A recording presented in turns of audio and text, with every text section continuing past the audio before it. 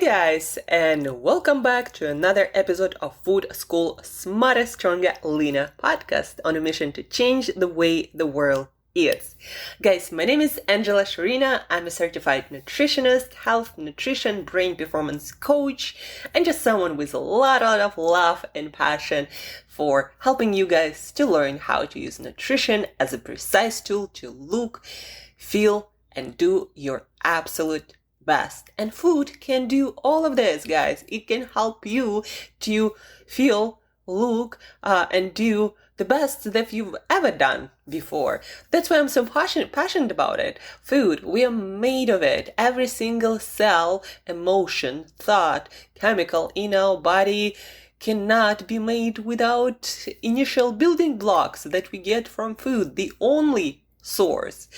Of course, then it's influenced by environment and a lot of other things, but without food, none of that is gonna happen. And food can literally change our personality.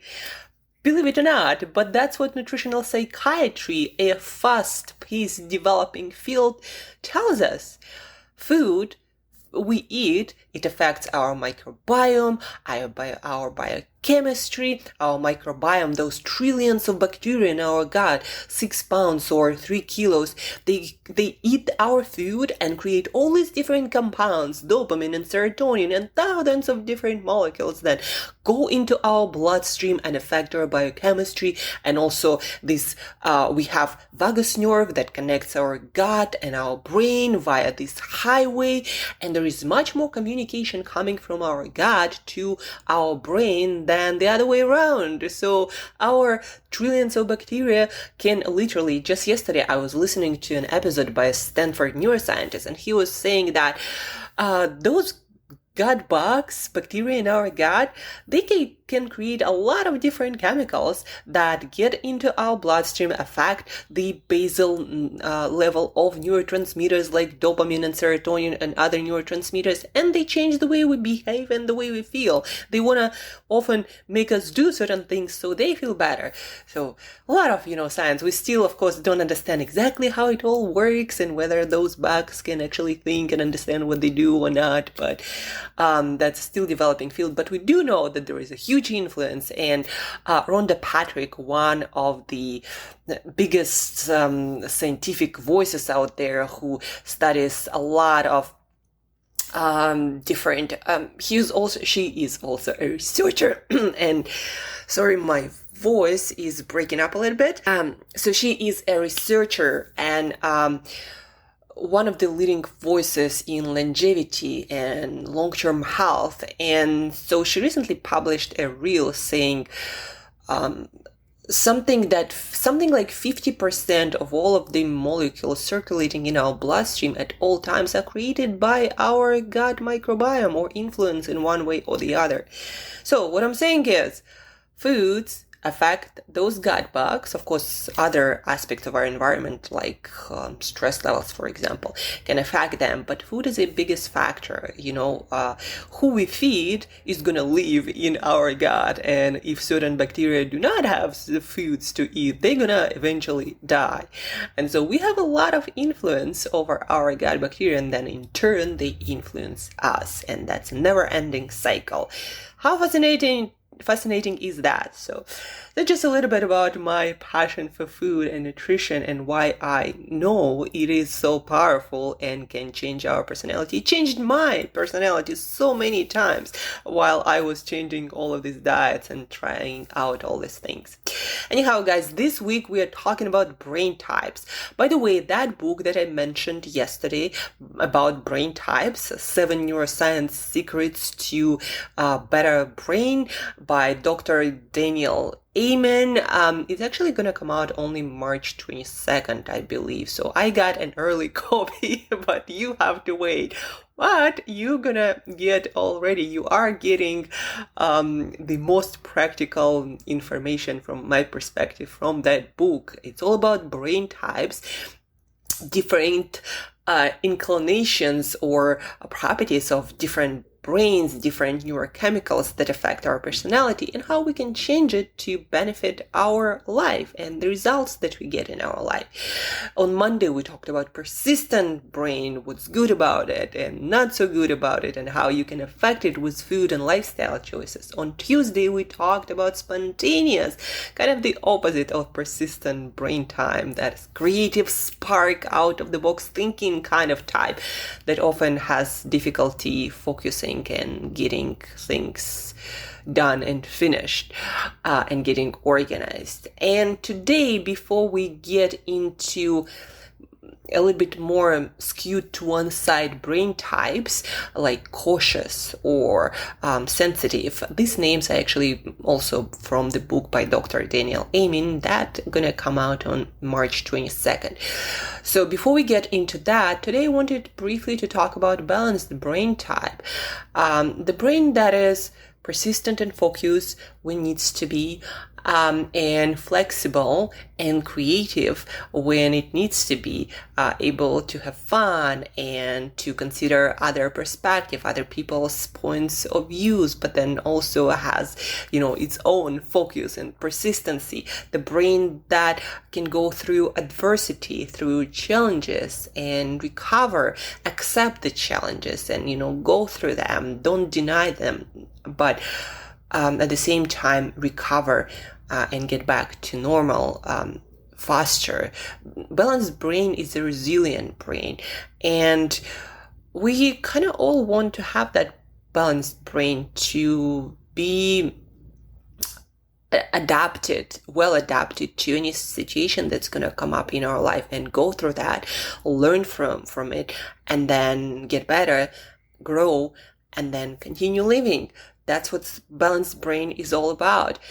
And you might already have it. If you don't really have, a lot of problems with focus or certain emotional patterns, and you're not stuck in any patterns, things kind of like go their way. You experience certain things in life, you get through challenging times, you learn from them, you might experience some painful stuff, again, you learn from that, and then you move on. You are good in your relationships with people, you don't have any sticking points, you don't ruminate on things really, you're not overly anxious. By the way, there is a healthy level of anxiety, just wanted to mention it. Anxiety helps us actually to think ahead and prevent possible problems. It's just when we are too much into that and it stops us from taking action, that's a problem. And when it gets into more depressive state.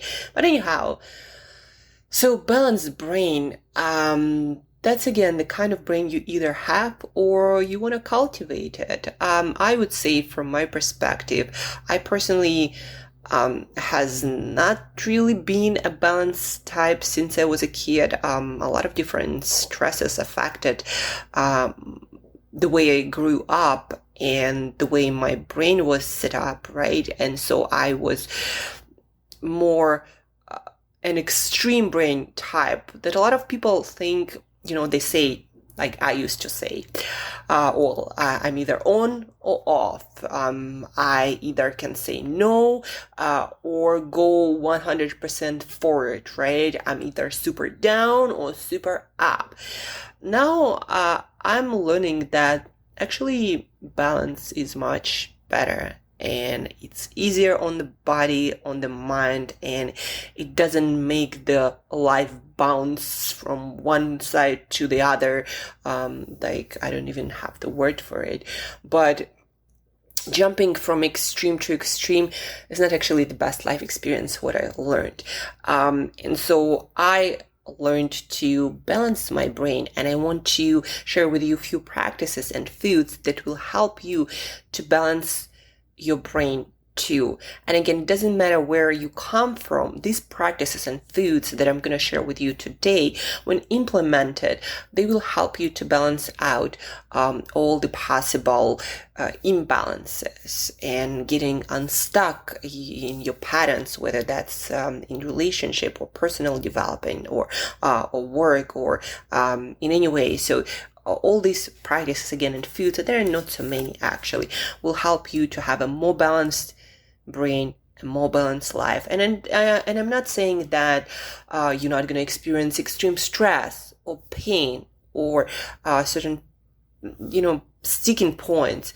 But with a balanced brain, you'll be able to get through them and find your ground, so to speak.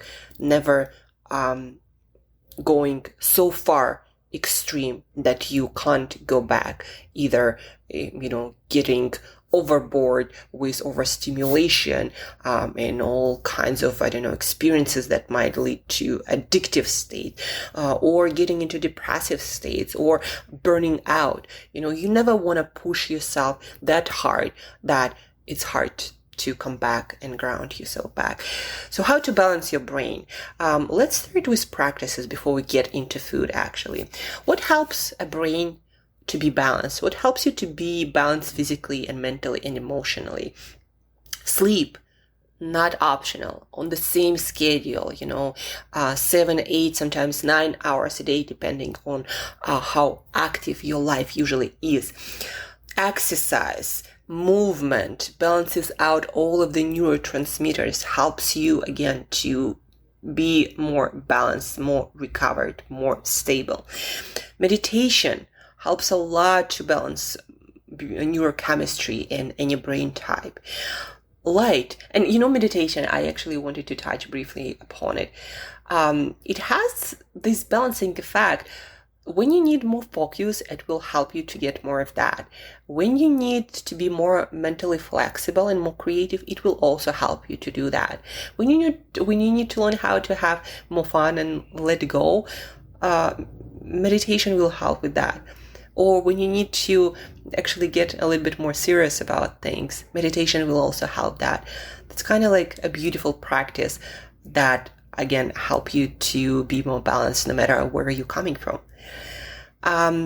Light exposure, viewing a lot of, not so much viewing, meaning not looking at it, but being outside, exposing yourself to natural light and spending more time in naturally lit environments, that will always help your brain to produce optimal amount of different neurotransmitters. And actually, light exposure is necessary for production, optimal production of a lot of neurotransmitters like dopamine and serotonin and God knows what else. We're just starting to understand how light environment affects our health and mental and emotional well-being.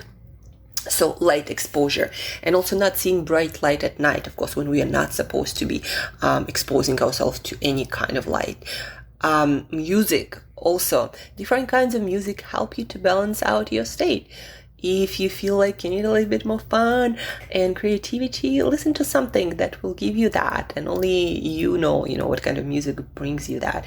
If you need to calm down, also use music for that, maybe more calm or meditative kind of music. Use music as sound. It has a profound effect on our brain chemistry. And that's, I think, it for the practical side of things to affect and balance all the neurotransmitters. Again, sleep, light, exercise, meditation, music. This is not an extensive list in any way, but these are the things that have been shown among all of the people to have this positive balancing effect. And then let's get to nutrition. And here I'd like to start actually with supplements. I read more and more, neuroscience and nutrition and the combination of both, and also gut health. And this is what most experts recommend to most of the people. Multivitamins and multiminerals. Why I say multivitamins and multiminerals? Because multivitamins do not have, in most cases, sufficient amount of minerals like magnesium, like calcium. You might need to supplement with that, but also zinc, iron, and there is a whole list. I think it's like 13 or 14 essential minerals that we need to have. And so multivitamin usually would have just a few, maybe zinc, maybe iron, maybe a couple more, but usually not enough of all of the minerals. That's why multivitamin and multimineral. Then we have omega-3 fatty acids. For the brain specifically, you want to focus on DHA. I recently got DHA Extra by Nordic Naturals. Why DHA? Because it is specifically important in the brain. 97% of omega-3s in the brain are DHAs. Probiotics, and not necessarily taking capsules, but eating probiotic or rich or fermented foods like maybe yogurt or sauerkraut. And studies actually have shown that the combination of eating probiotic rich foods, fermented foods, with a lot of fiber is the best solution for healthy gut. And by healthy gut, experts mean a lot of variety of microbes that exist in a balanced state. So it's a little bit still like fuzzy and shady around the edges, the definition of a healthy gut. We don't really know what exactly it looks like, but we know that variety of bacteria that coexist in a nice balance, that's what we're shooting for. And the combination of daily eating of probiotic rich food or fermented foods and prebiotics of fibers seem to work the best for that balanced variety of gut bugs condition. And then on the side note, alpha GPC, I highly recommend you to add that if you are interested in maximizing your health and mental, cognitive performance and brain health and memory and focus and all this good brain state.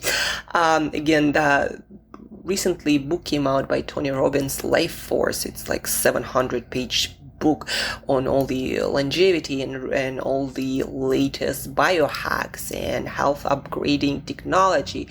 So the only brain supplement that he mentioned in his 700-page book was alpha GPC or choline, acetylcholine. There are two forms, actually many forms, but these seem to be the most effective, acetylcholine or alpha GPC.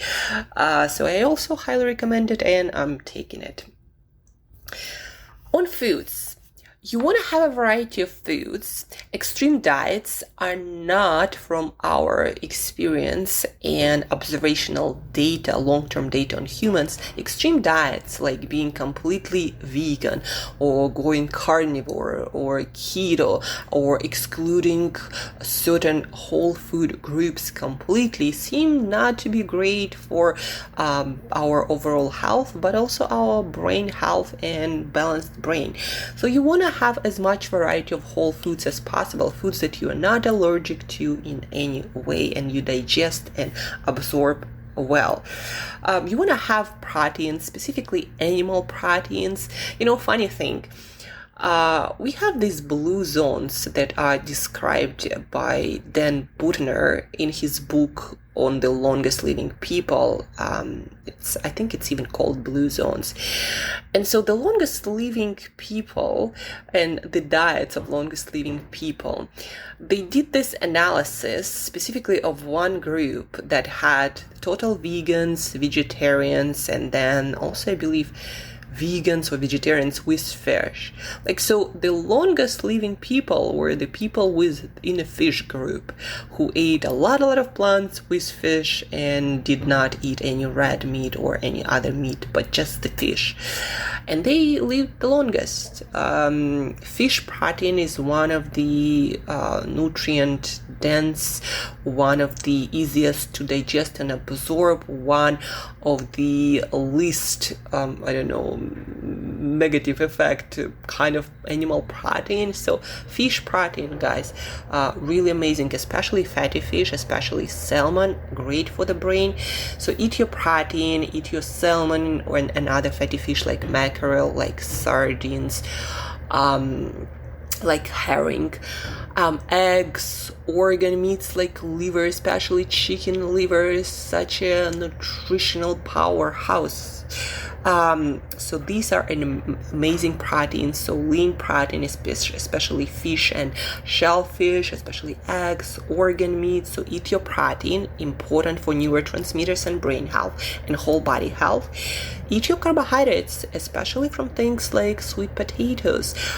Sweet potatoes are just so much richer in nutrients than regular potatoes, and plus they have less negative side effects for gut health, it seems, in a lot of people. Lentils, another source, really rich source of nutrients and rich source of fiber, and help you to balance your blood sugar so well. So eat those carbohydrates. Sweet potatoes, lentils, great for serotonin and GABA and a lot of neurotransmitters, right? So combine your protein, combine your with carbohydrates with a lot of fiber and nutrients. Also eating foods like dark chocolate, greens, and a lot of colorful vegetables, berries, especially blueberries, raspberries, blackberries, strawberries, eating walnuts and other nuts and seeds. These are amazing for your brain foods, the best, I would say, foods, right? So you eat your protein, you eat your carbohydrates, and add foods like chocolate, greens, berries, walnuts, lots of vegetables. Again, sorry for the noise. There's always something going on at this time of the day. So these foods will help you to feed your balanced brain. Eat them regularly. I personally design my whole daily menu based on these foods, right? I eat my proteins, I eat my carbohydrates, I eat my chocolate, my greens, my berries, vegetables, walnuts, nuts, and seeds. I eat my probiotic rich foods. In my case, it's yogurt. So this is kind of like my daily menu. And avoid things as much as possible, alcohol especially, sugars, any kind of processed carbohydrates, white flours, and added, again, sweeteners, natural fruit juices, oils that were industrially manufactured, in plastic bottles, yellow stuff. That's the oils I'm talking about. Instead, use naturally extracted oils, avocado, olive, coconut, natural butter and ghee. Avoid processed food ingredients as much as possible, and avoid extreme diets, and you're gonna be in a pretty good place. So today we talked about all the practices and foods for balanced brain time, or to balance out any kind of brain type and make it more balanced. Re-listen to this episode again to kind of solidify this knowledge. And understand, guys, again, that more often than not, our brain is very malleable, is very flexible, and it changes and adapts every day depending on what we eat, on what we do, on experiences that we go through in our life. But you can always use foods and behaviors to get back to balance, to ground yourself, to change your state, right? If on some days you feel a lot of spontaneity, but you need to get a little bit more focused, maybe eat a little bit more protein on that day. If on some day you want to be more spontaneous, more creative, maybe eat less protein on that day and eat more of things like vegetarian and vegan based foods, carbohydrates like sweet potatoes, chickpeas, bananas, blueberries. Behaviors also help with that, right? You want to be more creative, listen to the kind of music that makes you feel more creative. You want to be more focused, listen to the music that makes you feel more focused. There are also practices like, for example, cold shower is great for dopamine, to keep you focused and keep you working on one thing, having like kind of blinders on your eyes, on your head, right? So there are different practices to boost certain neurotransmitter, but today we talked about practices that gonna bring you back to balanced state where you kind of get the best of all of the brain types, practices, foods. So use this knowledge. Don't just settle for what you feel if it's not working for what you want to achieve on this day or in this period of your life. For me, on some days, I need more motivation, I need more focus, I need more persistence to get after the thing and to finish thing, sometimes I need more creativity and need to let go and need to be more flexible and cooperative and open-minded. And then I adjust accordingly, right? So figure out what you need to accomplish on any day, and then design your behavior and your foods accordingly. That's the biggest takeaway, guys, from this week. You can design your brain states to optimally accomplish what you need to accomplish, what you want to accomplish. That's it for today, guys. Thank you for tuning in. Thank you for listening. Don't forget to share this episode with at least one person who is equally excited to learn about all the brain types and brain tools, brain foods, to turn our genius brain on and deliver our best work and to have the best life experience. So share this episode, use the tools. If you have any questions, reach out, and stay tuned for 2 more episodes this week about the cautious brain and the sensitive brain for highly sensitive people. I'm actually one of those people for whom, sounds are too loud, colors sometimes are too bright, who can't really work in any crowded place, and environment is more often than not overwhelming. So if you're one of those people, also stay tuned. I'll teach you how to manage that and enjoy your life more, right? Stay tuned, and as usual, till next time, eat better daily.